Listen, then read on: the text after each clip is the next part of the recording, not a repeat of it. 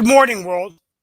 I'm Steve Rao, the host of Pod TV's World Edition, soon to be a part of the Roku TV network.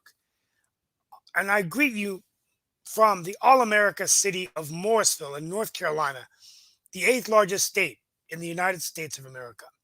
And we welcome you to our show in the United States and around the world, where we talk about global affairs, continue our discussion of innovation, and what a post COVID world will look like if COVID-19 and the variants ever end.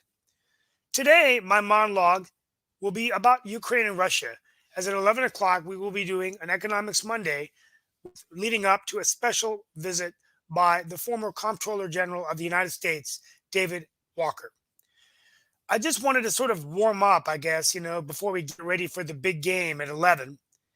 And congratulations to the Cincinnati Bengals and the LA Rams, who will now play for the Vince Lombardi Trophy on February 13th. Now, there's been much talk about Russia and the Ukraine, and there's a great Washington Post article and a take that Fareed Zakaria did on Global Public Square yesterday, and it really, to me, summed up what this conflict is about. First of all, this conflict is about Ukraine's dependence and relationship with the West. And what Zakaria really reminds his viewers, and I wanted to do a chance to summarize that today, is that Ukraine's relationship with the West has only become stronger, particularly after the annexation of Crimea and the violence in the Donbass regime. And both of those provinces, which have high levels of Russians, are no longer a part of the Ukraine. Even only 15% of their Duma or their legislature in the Ukraine is Russian.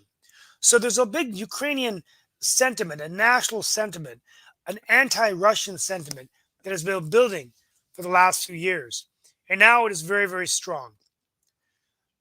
Now, the second thing to understand is the economic sanctions, which may be brought upon by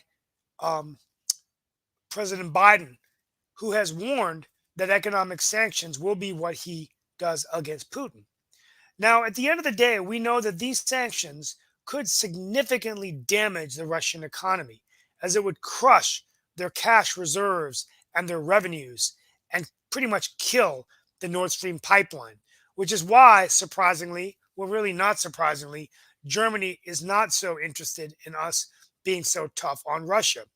Now, Putin knows that an economic measure of these extremes would catapult Western Europe into a recession. Gas prices are already rising at over 250 to 300%. And if they get rid of the Nord Stream pipeline and cut off reserves, prices could skyrocket, and it could trigger a global recession and make a gas and energy crisis another danger that we face here in America, along with inflation. Now, this leads me to my last point. At the end of the day, the Biden doctrine, the Biden policy towards Russia has been one of diplomacy and deterrence. Now, he has been working with our European allies to make sure that we have a troop presence to prevent any kind of Ukrainian invasion. Denmark, the Netherlands, France, Spain are all deploying ships and troops, along with the United States, to this region of the world. Denmark, a barge to the Baltic Sea. The Netherlands are sending troops. France is sending troops to Romania. And even Spain is as well. France is sending Romanian troops. So at the end of the day, I think that what it's going to come down to is like what Fareed Zakaria says. He loves that word, a narrow corridor. A corridor of diplomacy where we can actually work with Russia to resolve this conflict, to make sure that we don't get into a war, because sometimes, as Zakaria reminds us, wars can start by misunderstandings, by miscommunication. And I don't see any real long-term benefit of us fighting a war and fighting an invasion, which would be the largest invasion since World War II, the largest invasion of Western Europe since World War II. So only time will tell. So I think we will be having this discussion today about diplomacy. But one thing is clear. The only person that knows what Russia will do is Putin. Is he playing poker? Is he trying to play chess? And is he trying to dare us to make the next move? We will soon find out. And we will be talking about this today at 11 o'clock with David Walker and the other panelists that we have. Joining me today are Mark Lee. Glad to be here with you. Yes, Nick is here with us as well. And guys, I did the best on my monologue. It's not easy from being a business development guy and a councilman to an international foreign affairs specialist. But I can't tell you, my book list is about this long, and I've been reading a lot of books so I can hold my own with the David Walkers of the world. So hope I'm getting better. You're definitely getting better. There's no doubt about that. I did have a question for Nick and everything. Actually, it's a couple of questions for everybody. I'm the voice of reason. The question for you, Nick, is did he not leave out a game? Because he said whether it was chess or whether it was poker. I remember a game when I was a youth, and it was a game about world domination. It was called Risk. Isn't that what he's really playing? Isn't he really playing Risk? Oh, yeah, Risk. Yeah, that's. Hi, Shaquille. How are you? We got to hear from our Aussie friends. Well, guys, I was just getting us warmed up for Economics Monday. It's like you're playing a game. We're going to stretch out. I'm glad you did, because we are beaming into now Ukraine and Lithuania. So we're surrounding. Well, actually, we're in Ukraine now. So that's really weird. That's the reason I flipped Ukraine on now, because I didn't want them to feel like they weren't loved. Okay. And guys, not immigrants. Let's go to there we go, Ukraine. I just want to tell this to Shaquille Latimer, and it's going to make him happy. And I say this as a Democrat, but you see, I'm also a political analyst. But here's the Steve Rao crystal ball. I think that the Republicans are going to get shellacked in the 2022 elections. I think that it's. It's just going to be really the impossible dream. It's going to be really tough. I mean, Biden's approval ratings right now are at 41%.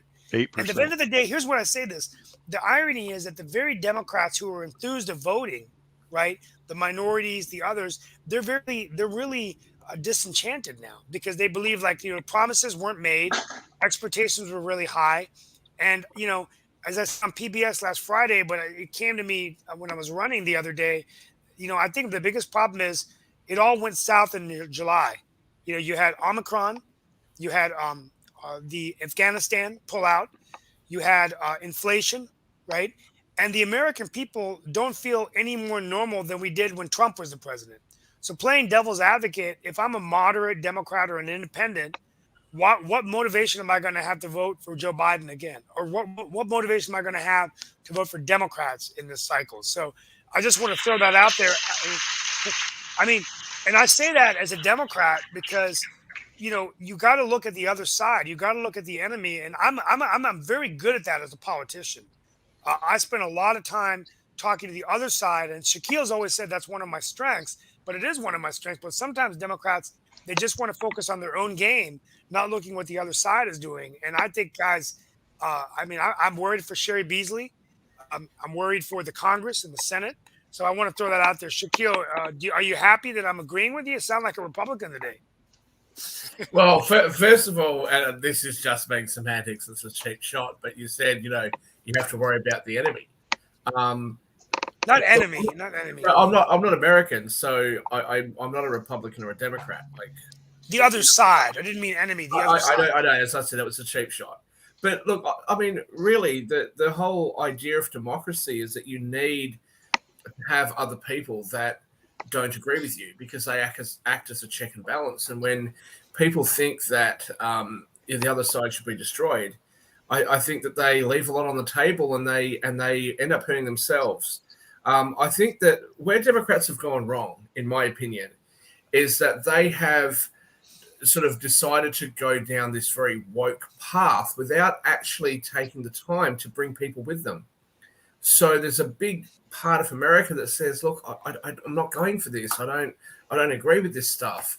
And instead of listening to them and hearing them and trying to, reach compromises, what is instead happening is that these people are being depicted as racist or sexist or homophobic or whatever other phobic or ism that they have. And that's not conducive to having a society which is united behind a common cause and a common belief. And I think that when we do that, when I say we, even though I'm not American, when we do that in the West, and especially in the Five Eyes countries, Canada has become very woke. New Zealand's become very woke. Australia was the first country, I believe, to introduce the term chest feeding and birthing person. At the hospital and university that is located in Canberra, our equivalent of Washington, D.C., right? The UK has made it in some parts of the UK that if you ask a girl out on a date and she says no, you can be arrested for sexual harassment just for asking someone on a date. I mean, the more that we divide each other and the more that we make the other person who has a different view to us somebody that we must hate, the more that other countries that don't share our values grow stronger because they unify behind a core ideal. And one of the core ideals that every person, every nation should care about is patriotism. Let's start with that. And we've currently got kids in America who are burning American flags, while there are kids in other countries who are poor that would risk their lives to come into America and hold up the American flag as this great symbol of freedom and hope. And, you know, when you've got American kids burning those flags, do you think they're doing that in Saudi? Or do you think they're doing it in Iran? You want to really, you know, have some courage? Go to Russia and try burning one of their flags and see what happens to you.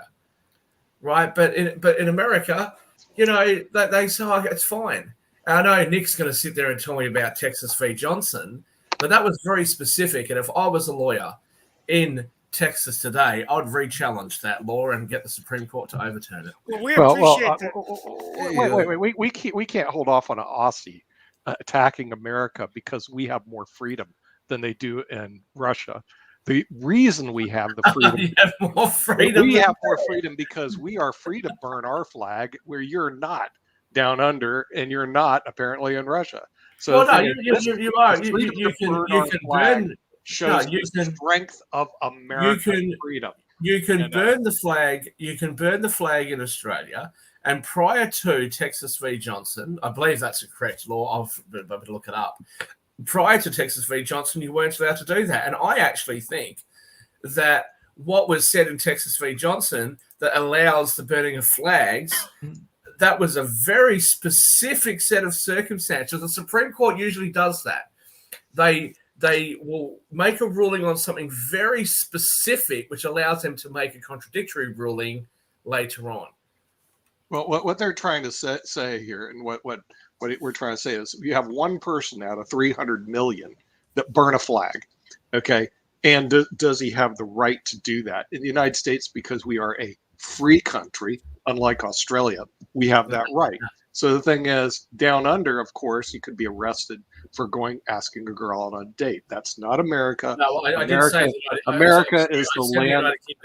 America is the land of the free. I know you've been influenced by all the Chinese that come down there that understand that everything's by the book. But so you guys were given you guys were given a statue to represent your freedom. France gave it to you, being the great free place that they are. Statue of Liberty. And you put it up in New York Harbor, and it's quite interesting if you ever go to that island, because I happen to smoke. I don't recommend smoking to people. We'll probably be kicked off YouTube again, but I happen to smoke cigarettes, and for some reason, because I was the only person who wasn't American on the particular tour that we were on, for some reason I was the only person that found the irony in some dickhead putting a sign on the Statue of Liberty saying no smoking. The Statue of Liberty, and there's a sign on it telling you what you're not allowed to do.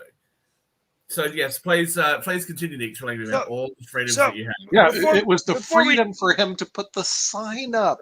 The problem is you're so oppressed down under, you don't understand freedom. Before we do that, let's go back to. Sorry. I just have one of the issues I was going to get to, and I'm sure that Shaquille will love this one as well. But one of the things that, we had this great attack. It was on January 6th that it took place. Some people say it was the greatest attack on the seat of government since the War of 1812 and all of that. And this person is running, or saying that he might run, he's not officially declared running, has also said that if he does run, he will possibly pardon the supporters who participated in that attack. Because his exact quote was, "If I run and I win, we will treat those people from the January 6th fairly. And if it requires pardons, we will give them pardons because they are being treated so unfairly." Well, Dead I quiet. Dead quiet. Well, No response. So you had over 500 violent riots in relation to, that were associated with BLM in that year, the previous year. Nobody was charged with anything. California decided, hey, if you're still less than $950, cool, no problems, right? We won't even prosecute you. These guys were just being idiots, clearly, and some of them are doing solitary confinement while they're on remand, whatever your equivalent is. They haven't actually had their trials yet. I don't think that sounds fair. You know what that sounds like? Partisanship. It sounds political, like Dinesh D'Souza's prosecution was political. And nobody with any sense of sincerity or fairness would say that that's reasonable. Now, I'm not on the side of those people that stormed the Capitol. I think that's an atrocious thing to do. That's not the correct way to do anything. If I'm going to criticize BLM protesters for allowing the riots and looting, I'm going to criticize these guys as well. That's not the correct way of doing things. If you have a political disagreement, if you genuinely think that Pence should not have certified the election, okay, well, that is a political or a legal issue. Going and storming the Capitol, that doesn't help in any way, shape, or form. But that's not the point.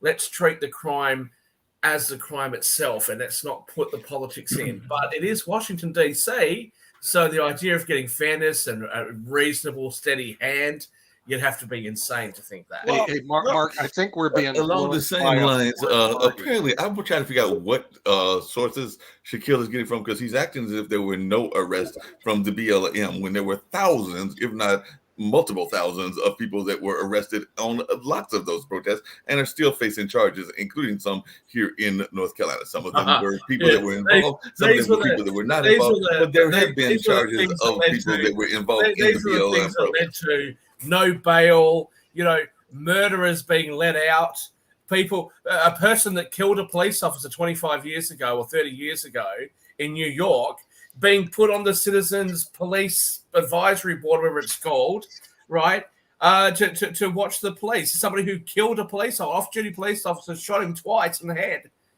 This has all happened as a result of these BLM protests and the defund the police protests. And yet these guys, oh no, when it comes to bail for these guys, no, we won't give them bail. But you know why, Mark? Because most of them were white. And the only way to treat white and blacks fairly and the same is to make sure they're treated differently. How ridiculous. So guys, we have Sasha start with this. We're going to get away from the race stuff for now and get back to Ukraine and other issues, and we'll come back to it. But I will agree with Shaquille Latimer on this point. I don't think that any riots or any violence should ever be incited by any politician, political party, or any member of America. We need to have a discourse in our country where we respect the outcomes of elections and try to figure out how to make things better. But with that being said, Sasha, we're doing warm-up before 11 o'clock's session on Economics Monday, where David Walker will be, the former comptroller of the United States, will be speaking about Russia. I just did a high-level monologue on Ukraine, Russia. What are some of the things, factors that you think we need to talk about at 11 about Russia and Ukraine from where you sit? First of all, a recent speech by Putin, where he alleged over and over again that Ukrainian and Russians are the same people. It's absolutely false. Historically, and from where it's today, it's not the same people. Absolutely, if you will go into history, the Kiev was the capital of, at that time, Russians well before Moscow was even on the map. There was no such place as Moscow. The Kiev was. However, after the attacks and subsequent essentially it's not even annexation, it's a complete destruction of that time Russian civilization, which was in Kiev by Mongols and Tatars, let's call them that way. Kiev was completely destroyed. There were some other places, but interestingly enough, before Tatars and Mongols destroyed Kiev, it was destroyed by at that time Vladimir's king by the name Andrei Bogolyubov, who was half Russian, half Tatar, or one of those people from that part of the world. He completely destroyed it and made the capital of Russia in Vladimir. So Kiev already lost its meaning at that time. But it was still Russian. It was still Russian people. Now, what's happened next? Hold on. What's happened next is that once Moscow started to ascend and eventually became through an extremely aggressive policy toward other Russian cities. As, for example, what they've done, they started to collect all money for Mongols from other Russian cities and left to themselves most of the money. And that's Moscow started to go higher and higher in hierarchy of Russian cities. Now, Kiev, on the other hand, and Ukraine became part of Litva and Lithuania and Poland Union. And that's where they were. And at that time, it was much higher and much closer to European civilization property than Russia itself.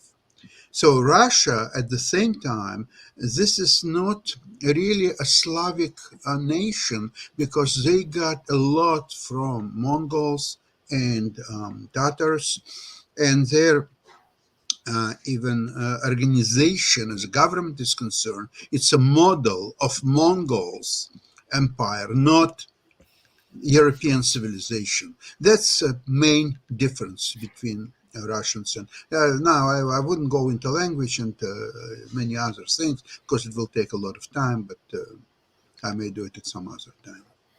But that was such a very insightful. Thank you so much. And I think the one other component I will add to it, which I shared this morning, is Fareed Zakari reminded us yesterday that you know there's more pro-Ukrainian sentiment now than pro-Russian sentiment in Ukraine, largely because of Crimea, the situation in Donbass. The parliament in or the Dumas in Ukraine is much lower in Russian composition now.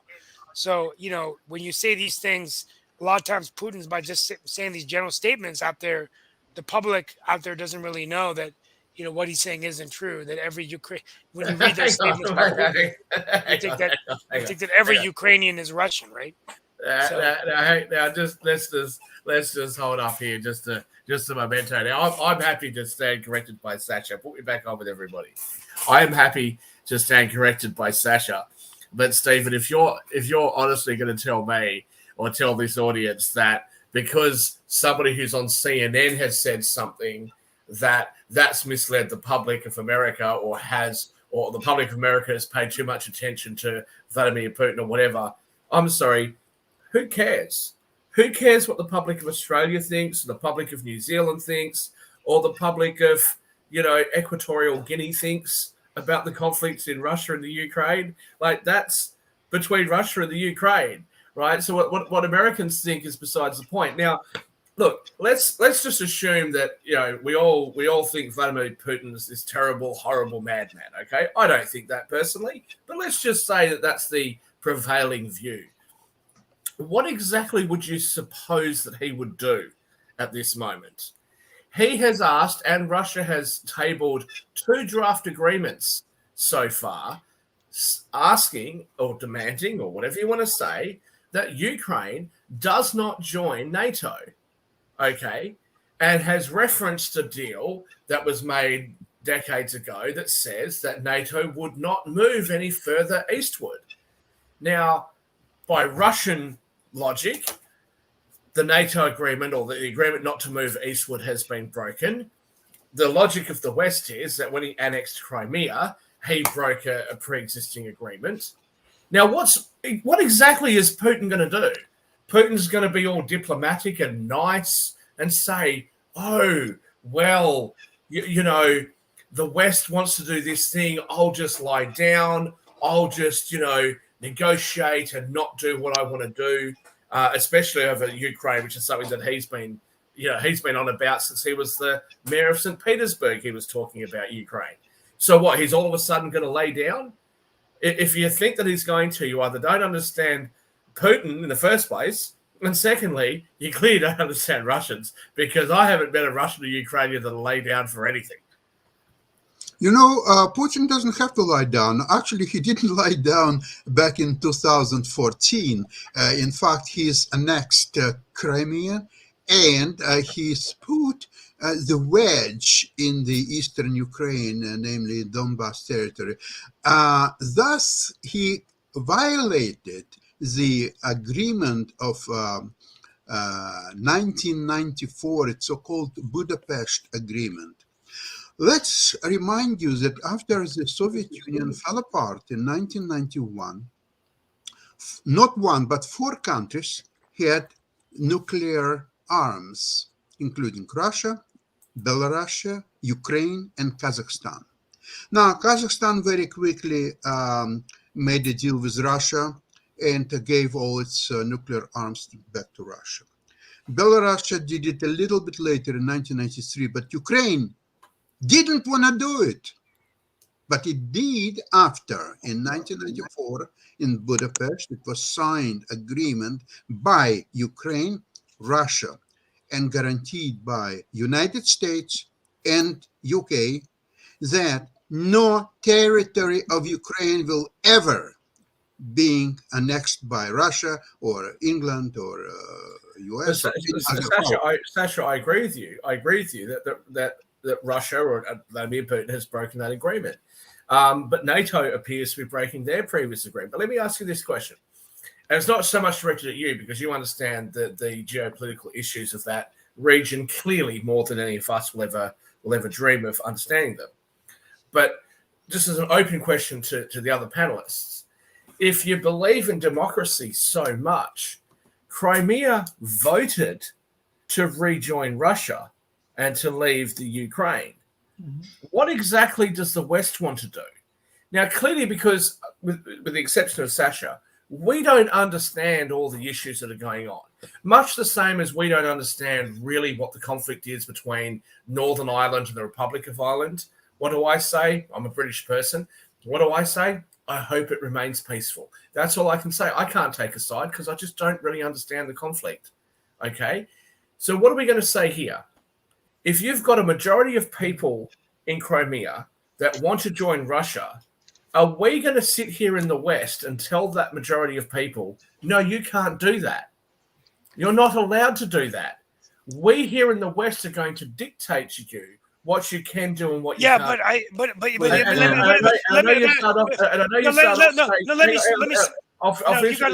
me finish. I'll finish with this.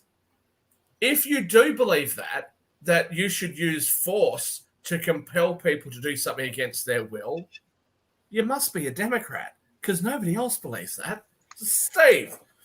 No, I mean, first of all, let me rebut on 2 points. I mean, first of all, with Putin calling our bluff on NATO, the bottom line is I don't think the NATO is anywhere close to getting the votes they needed to bring Ukraine back. I mean, Hungary and Germany are very against it. So, I just don't even think we should sign any memos of that, because even if they put it on a vote today, Ukraine's relationship with NATO wouldn't happen. But as it relates to why should we care? I mean, my general point, I'm not disagreeing with everything that you said. but I think that the fact of the matter is this: we, in my opinion, of the United States of America, have to be concerned when any nation is using force and violence to achieve their objectives. If the people in Crimea wanted to be a part of Russia, then they should have a vote or a referendum and do it the right way. The That's last what they time did. no, That's what but they did, Steve. That's what they did. Well, They had a vote. They had a they vote. did The not. people I voted not that to. way. No, but Okay, let me okay, finish. okay. Shaquille, Okay. let me finish my point. Yeah. I always let you finish your points, please. Sure. If you don't want me to finish your point, then I'll come Sure. back at 11. But the bottom line is this: when Hitler was in Germany, we just stood by quietly and allowed him to invade all these provinces. What would have happened if we had just said, "Well, keep doing it"? So sooner or later, yeah, we have to let them. I agree with you. Where is it our business to come in and let them not do what they want? But is that really true? Do the people of Crimea really did they vote on this? I don't know, Shaquille. I'm Well, trying to get a better sense of it. Thank you. Firstly, we can make allegations that the people of Crimea didn't really vote that way. But don't you think it's a bit rich for the United States to say that? The great land of Dixie said, you know what? We don't want to be part of the union anymore because this so-called union wants to tax us out of existence. We're paying all the taxes and the economic growth of the northern states is coming at our expense. We're out. And what happened? You guys fought a civil war and forced them to stay in the union. Yep, that's And what we do. And your Supreme Court ruled that they weren't allowed to leave the union because secession wasn't something that was ever envisaged, and so you weren't allowed to do it, whilst at the same time allowing West Virginia to secede from Virginia. That's exactly what we Oh, do. and speaking of West American Virginia, history, please give me a break about what we're going to do. Hey, listen, Aussie, you'd be eating sushi if it wasn't for us, baby. Ask me. The Japanese were coming after you and taking you over, and you guys keep complaining about American that uranium. I'll bring you the sushi bars. That uranium that you used, that came from us, by the way. Shaquille, couple of questions to you. Number one, the referendum of Crimean people to join Russia was happened when Putin's soldiers were already on the Crimean territory. So it wasn't really a free vote to leave Ukraine and join Russia. The Russian forces were already there. Number one. You got the right to vote here. Yeah, you vote right. No. But Shaquille, even more important question. Remember, I referred to Budapest Memorandum of 1994. And you mentioned something that NATO would not move to the east, further to the east, whatever you formulated that. Could you refer me to some specific document, city, a year such a document was signed, please? Sasha, checkmate, Sasha. You hurt me so Sasha, much. baby. I actually prefaced everything I said with I'm happy to be stood corrected by Sasha, right? I'm trying to attack the other guys on theoretical concepts because they don't know what they're talking about. Wonderful. I don't know what I'm talking about. You're the only person that does. Wait. Right? Let's establish a foundation. Sasha, did you used to live in the Ukraine? Did you used to live I there? did. Yeah, that How point was long, already counselor, we got to avoid dare this guy. How long did you live in Ukraine?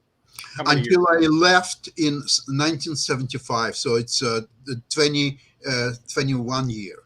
21 years. Okay. Yeah. Did you consider yourself Russian or Ukrainian when you lived in Russian. Ukraine? Russian, really? Okay.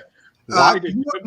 I'll tell you why. Because in Odessa, the city where I live, Russian was dominant language, not Ukrainian. Really? Okay. Although there are two languages there, Russian and Ukrainian. however, wait a sec. Interestingly enough, I was in a special a music school where the Ukrainian, because it was only one school in all Ukraine, and it's on Ukrainian territory, so the Ukrainian language and all the subjects, they were taught in Ukrainian, not in Russian. So I'm fluent in both languages. In both languages. So Russian probably better, but still Ukrainian, I have no problem. Spasiba. Okay, so there's two languages. There's Russian and Ukrainian language. Yes. Do the Ukrainians consider themselves Russian or Ukrainian generally? Most of the people consider themselves Ukrainian. Now, I was listening to quite a few talk shows. Very interesting that some of them are in Ukrainian, some of them are in Russian. Right. Both speakers they speak both Ukrainian and the Russian, and the person who is in charge of the shows, he speaks both languages equally well. Yeah. But people in audience and people, of course, watching on TV, they both know Ukrainian and Russian, and it doesn't matter to them in what language the question is being formulated and what the answer is. It just doesn't matter. Now, don't forget that Ukrainian and Russian languages are fairly close to each other. Mm-hmm. So even I know on the show there were some speakers like Kasparov, for example. Yeah, Kasparov. He doesn't speak Ukrainian, I can guarantee you that. But he never asked even once for translation or anything. He was just at home with both. I thought Kasparov was from like Georgia or Armenia or somewhere. He was originally from Azerbaijan. Azerbaijan, yeah, that's what I was. Yeah. His father was Jewish and his mother was Armenian. Armenian, okay. Hey, Nick and Sasha, this actually comes to a question that I know is dear to the heart of Nick and dear to the heart of many others that watch our program and everything. Isn't part of the problem that is going on in this whole conflict a problem in our education system? Because if you ask the average person that I would argue that is a Gen Z or a Gen X or any of those younger generations and everything about the conflicts in the Europe nation, many of them would probably come back to you and be like, why are we even having this discussion? Because supposedly the Cold War was over, but this sounds like the Cold War was never over, and it still is very much active and things of that nature. But if you read the history books and read things of that nature, you know, after the whole thing between Reagan and Gorbachev and several other things that happened historically, we're supposed to be more concerned about, and I'm not saying that we shouldn't be concerned, but more concerned about China, and this was all supposed to be something of the past, this whole conflict with Russia and with the whole Soviet bloc, if you listen to folks and their views of education and particularly international education, because I know that even we don't really get education. International education. Education on this stuff. Are you kidding? You could have a race theory as your education. You know, we don't know what goes on way over there. That's a communist. I'm going to respond to what Sasha said, or what Sasha asked me. So I've been madly trying to find the article that I'd read earlier today in preparation. So Gorbachev has basically claimed that this was an unwritten sort of agreement, and the question was about East Germany versus moving east across Europe.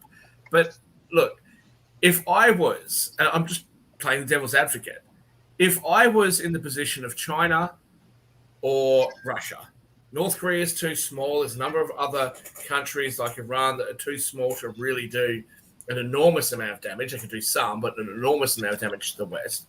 But if I was either of those guys, either of those countries, I would think this is a pretty good time to strike. Strike the West. To strike the West. Because the West is showing weakness on all fronts. And look at what's just happened with Afghanistan. Hey, listen, buddy. Japan and Germany found out it's never a good idea to attack the West. Okay, so you can forget that. Take that off the table. Well, hang on. Like I said, we're the reason you're not eating sushi. When you say Germany got it wrong.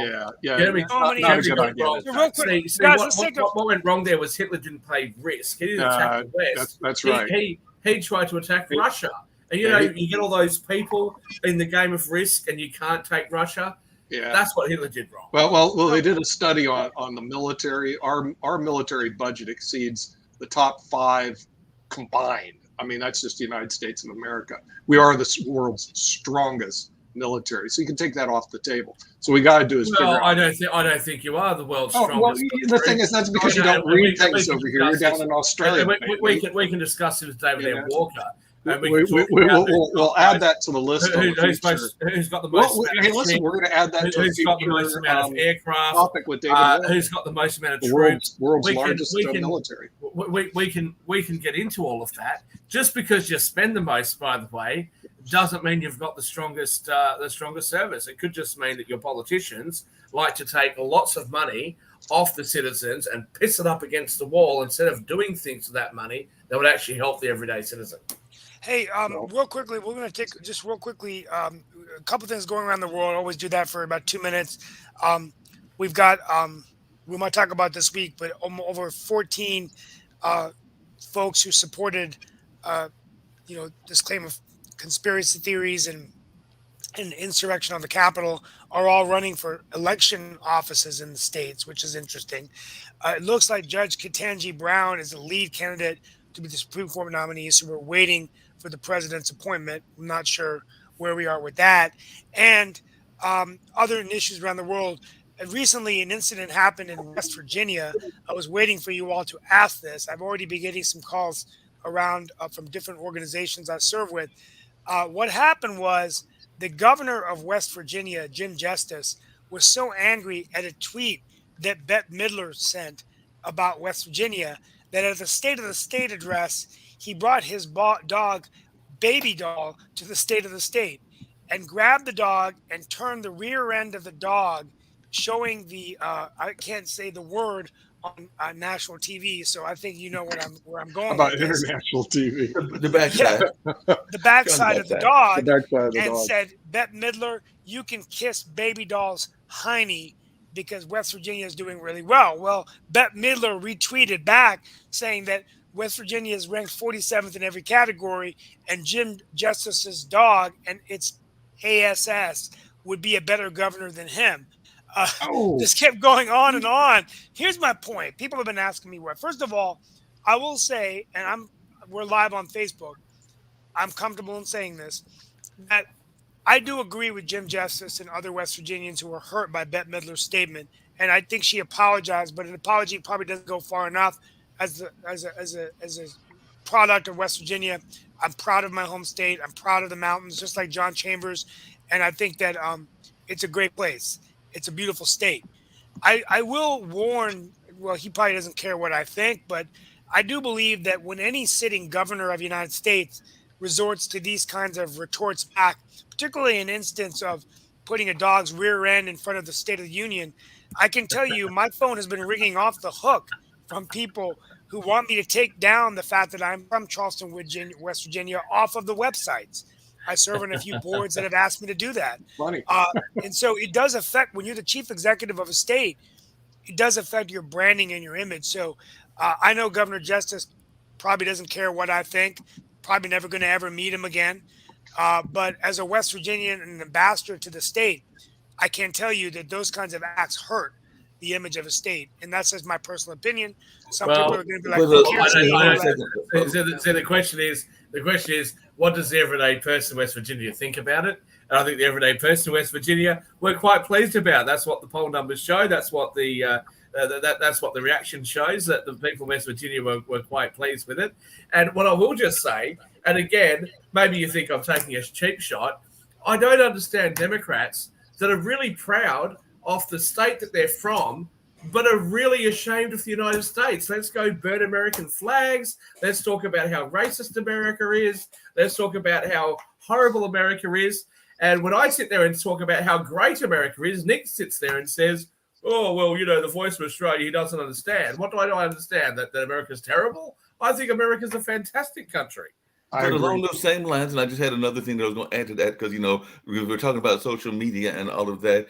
Joe Rogan, who, is definitely a media person as well, has gotten himself into all kinds of hot water because of things that he's been saying about COVID, and certain artists are taking themselves off of Spotify, including the great Neil Young, because they feel that this is a case of misinformation. So they are going to actually, I guess, try to do an economic play of their own and things of that nature. Neil Young being one of them. But I was wondering your thoughts about that, Shaquille. That Joe Rogan has said some things. Where did Neil Young get his medical degree from? He got it in the same place that Joe Rogan did. nowhere. Okay, great, Okay. excellent. So So I don't have a law degree. I've been very open about the fact I don't have a law degree, but I will sit here and go toe to toe with Nick and many other highly esteemed lawyers that appear on this show and other shows on the law. Okay. The fact that I don't have a law degree, is that me spreading misinformation? If I've got a different opinion, am I allowed to express it? Or does the First Amendment in America only cover the burning of American flags and desecrating the United States? Wait, hold on a second. That's okay. That's okay. No, Spotify should But take somebody having an opinion which does not agree with the mainstream ideas, that's not okay. No, you can burn the flag. So the new slogan, just so we're all. But Shaquille, I think you're gonna love this one as well. Hang on, just so we're all really clear. Last year, you guys tried to persuade me, or the year before, actually, you guys tried to persuade me that Donald Trump was a dictator, because apparently today there's such a thing as a free market dictator. Apparently that exists now. So now all of a sudden, the resistance is obey government. The rebels all want you to obey government no matter what they say. Am I following this correctly? No, before you get to that, hold on a second. Nick, because I think y'all are going to love this one as well. And I'm not going to go onto this whole, because a friend of mine sent me a tweet, and this, by the way, was not a African-American woman. It's actually a white woman that sent me this and everything. This is the same man. This is the same man that said that the black and white thing is so strange because the shades are, so vast. And I agree. I'm as light as they come in terms of the shades and everything. But he said, unless you're talking to someone who is like 100% Africa from the darkest places where they're not wearing any clothes at all, and they've developed all of the melanin to protect themselves from the sun, even the term black is weird. When you use it for people who are literally my color, it becomes very strange. And he's got a lot of pushback on that, because definitely the African-American race is a race of people that are all across the spectrum, even in Africa, where folks came from in some cases. Now, I'm not saying all cases, but even in Africa, they are a great spectrum of people that come in all shades. And he's saying that unless you are the darkest of the dark. Well, what's the point that you're trying to make there? I used to use the term African American, and then you guys corrected me with person of color and blacks versus whites. So now I'm using the terms blacks versus whites. What exactly is the point you're trying to make? You give me the term. No, that's fine. You give me the terminology. It's like these people with their special pronouns. Tell me what you want me to say, and I'll say it. If you change it every day, I'm going to stop giving a shit. Oh, really? We tell you what you say and you'll say it. Then you tell us that Democrats are the best, and let's hear you say it. Well, that's a hard one, isn't it? So I guess we're not going to. Well, I don't take political opinions in the United States. I see. Right. I just believe in freedom. Let's get back to. But they were. Question, I'll say it. Okay. The Democrats were the best. Back in the days of their anti-federalist beliefs. Changed my word. Back in the days of their anti-federalist beliefs. You actually come up with something really good. I wish the South should have seceded. I wish Sasha was back here again, because what you came up with was something good. That Putin didn't want Ukraine to join NATO. Right. And my question is, and I guess I'll bring this up with David Walker. I'll bring it up with Sasha this year. Isn't that a reasonable request? In other words, like if I was a judge and part of this, isn't this a reasonable request that Joe Biden is denying? What's your thoughts on that, Sasha? I'm gonna bring it up with David. Play Walker. Politics, but just I mean, it's a way. It is, as I said, a way to get to that narrow corridor, like Zakaria talked about, which is diplomacy. So even if you know that NATO is not going to look at bringing in Ukraine because they can't get the votes of Germany and Hungary, just by agreeing to that one point, you might be able to avert a war. Right? Yeah, but my question is, why wouldn't you agree? You're causing the war. Look, are you causing the war? How would the United States feel if Canada, who's in love with China as it is, and Mexico said, you know what, we're going to break the American free trade agreement, the North American NAFTA. We're going to break that, and we're going to enter an alliance with China. And we have no affiliation anymore with the United States. Do you think the United States might react Of course. Yeah. What's Putin going to do? Of course. Well, that's what I'm saying. Join NATO. That makes me weaker. Well, that's what I'm saying, Shaquille. I'm saying to me, this was a reasonable request. Joe Biden denied a reasonable request without explanation, and I want to know why this wasn't agreed upon. In other words, Ukraine not joining NATO. Well, George Bush did that as well. It's a big difference between not joining NATO and joining the EU. Nick, George what was the reasonable request of Putin? Okay, Putin's reasonable request was he didn't want Ukraine to join NATO. I thought that was reasonable. Is it reasonable? Why? On what grounds? Because the thing is, why do you want to have Ukraine part of a alliance, a military alliance, basically against Russia? Well, there are two. It's different than joining the EU. Now, if they said you can't join the EU, I got a problem with it. That's a economic alliance with the European nations. Wait a sec. The crisis of 2014 was exactly about the Ukraine joining European Union, not NATO. At that time, NATO was not even close to being accepted Ukraine. Now, remember at that time, the ruler of Ukraine, prime minister, or you want to call him, Mr. Yanukovych, who was Putin's person. So he made an agreement. There was a referendum that Ukraine has to move closer to the West and join European Union. And in the last moment, Yanukovych derailed that process personally. And that's where the so-called Maidan happened and all this stuff, because Ukrainians want to be close to the West. They want to be part of Western civilization, not a Russian corrupted the system. That's why Ukraine, never mind NATO, but at least the European Union, they wanted to be close to the West. And Putin did everything in his power to make sure that Ukraine will, of course, not join NATO. Furthermore, it will not even join European Union because he's well, you have to remember that in Soviet Union, Ukraine was a key republic in all the machinery and the arms races and in the avia industry. Ukraine was a key. It was more advanced than Russia in many respects. Right. Now, yes, but I guess my problem is I have no problem with them not joining NATO. In other words, NATO is a military organization, and he says don't, and Joe Biden goes, oh, they can join it.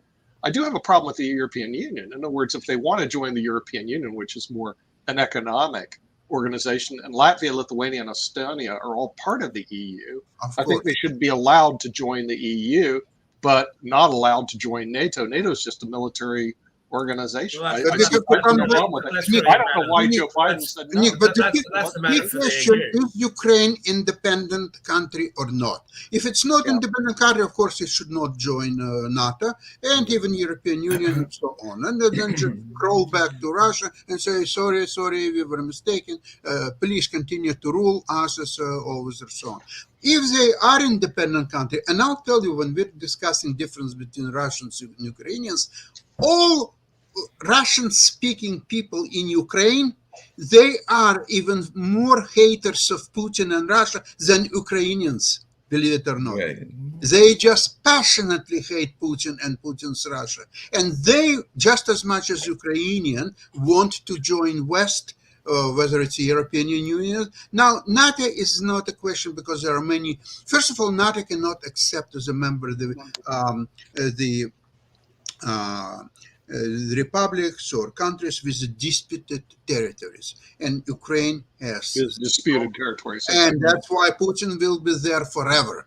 Right. Let me just ask the question there real quick. So, if Ukraine is a sovereign nation with its own independence, what it should consider doing is joining the EU and giving up all of its independence and sovereignty to some opaque EU parliament. You know, there's a reason why the UK. There's a reason why the UK left. There's a reason why the UK left. You want to tell us that Germany, France, and Poland, and all those countries lost their independence? Is that Yes. what you're trying to say? Germany and France have, absolutely. Greece and Italy have. So if they Portugal can has, lose Spain has, their and I think they actually independence, will be. what's wrong with Ukraine losing its so-called independence and become Absolutely. part No, of that's its very strong and Sasha, viable fine. system? Sasha, fine. That's absolutely fine. But if they have to lose their independence to one group or another, then let's identify that. But Either it's up to Ukrainian lose your people to independence, decide that. either lose your independence and your sovereignty to the EU, or Shaquille, lose it to Russia. Those are your choices. they voted in referendum in 2013 to join European Union. You want to hold this referendum again? It could be. It would be even more decisive than 2013 referendum Well, after everything what Hey, happened in Crimea or so on. yeah, sticking Sasha to and that. Shaquille, I know we get ready to end. I know that Steve's got to give his closing jabs and all of that.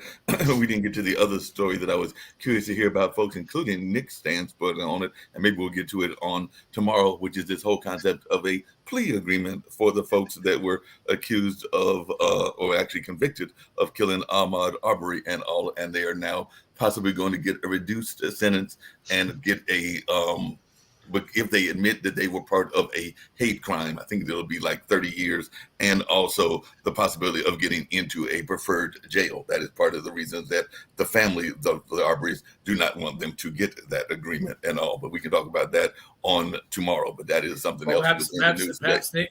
perhaps Nick can talk about a Brady plea. I think it's called Well, a Brady plea. I might be wrong about that. Or Steve, you're a lawyer. Is it a Brady plea where in some circumstances you're required to confess to a crime that you say you didn't commit, right? Plead guilty to a crime that you say you didn't commit in order to get a reduced sentence. Is that a Brady plea? It might be something I else. I'm don't know. probably wrong I'd about have that. to look at that. Is just a classic plea bargain, right? Well, well, we can find out for you the answer to that. But I think plea bargain is usually when you accept guilt for something and then No, take no. it.